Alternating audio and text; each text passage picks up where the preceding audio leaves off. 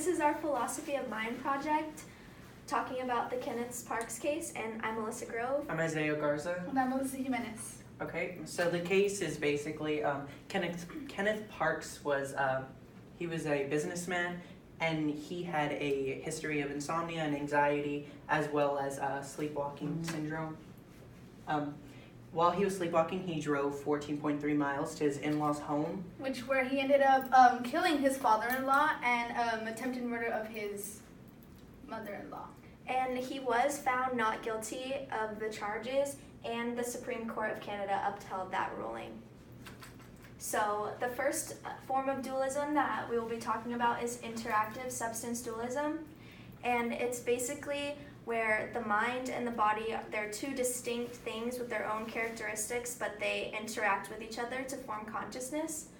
And it also states that there must be some sort of consciousness involved in it. Yeah. Okay, the next form is panpsychism. There's only one kind of stuff. Everything is mental. Consciousness formed at the beginning of time. It eliminates the question of how did consciousness form and where did it begin. It pretty much exists in everything. So applying it to the case, Kenneth Parks is supposed to be guilty because he was conscious at the time of the murders.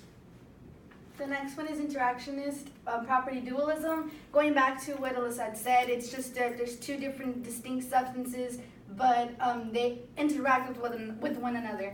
It's not reducible to matter, so one is purely physical, one is purely mental, as it's like the mind's more from the body, the mind is more of mental state, your body's more of a physical state, yet they two interact. And so applying it to the case would be, yes, he was sleepwalking, but like it stated earlier, there's consciousness, and for this it led to his body needing to do what he did, which is the murder of his father-in-law.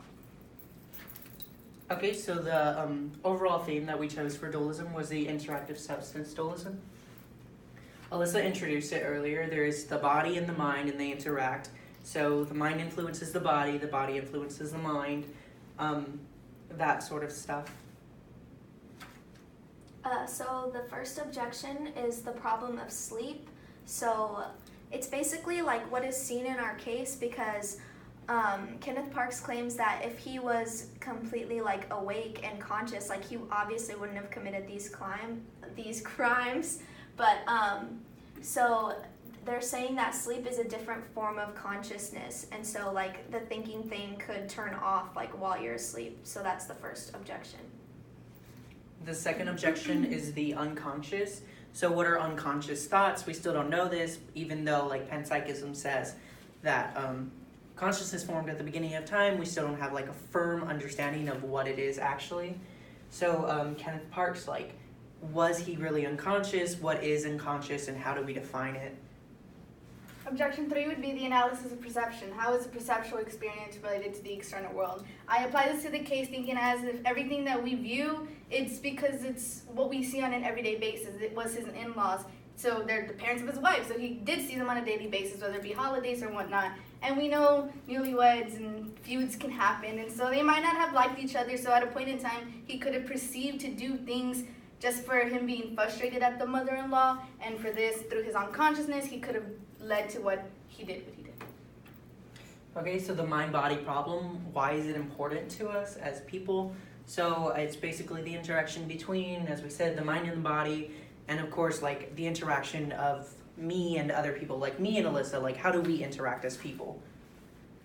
And yeah, and then to go back to the one that we chose interactive substance dualism. So we think that Kenneth Parks should have been found guilty because there was some form of consciousness there involved, because he, as you can see, he drove 14 miles, so you obviously need some level of consciousness to do that.